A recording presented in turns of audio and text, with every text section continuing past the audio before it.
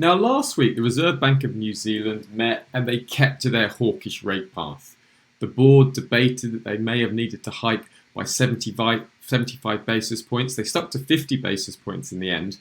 They worried that the weak New Zealand dollar was an inflation risk and expect to keep hiking rates going forward. And this strengthened the outlook for the New Zealand dollar going forward. Now, the Eurozone, by contrast, is struggling with rising inflation, threats of a recession, high energy prices, and a semi-war footing with the Russian-Ukraine crisis. So does this open a Euro-New Zealand dollar sell bias? Now, just see there's a nice sort of symmetrical triangle structure that formed there, but we did see a false break last week.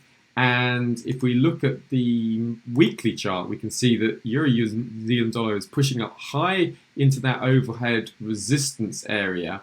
And we're also seeing a little bit of a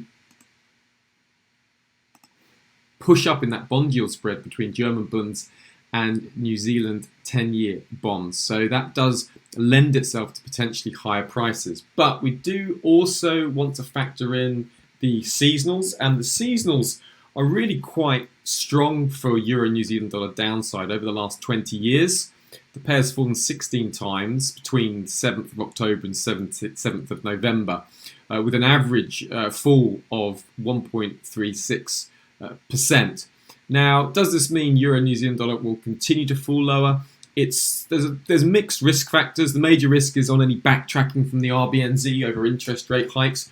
Also, note that the New Zealand dollar can be slow to respond to New Zealand dollar monetary policy for reasons that are not clear to me. So, remember, HYCM clients can access the SeasonX product in order to analyse over 25,000 different currency pairs, indices, commodities, as well as individual stocks.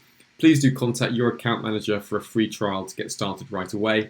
Certain products and services mentioned herein may or may not be available to all clients, depending on which HYCM Capital Markets Group entity their trading account adheres to.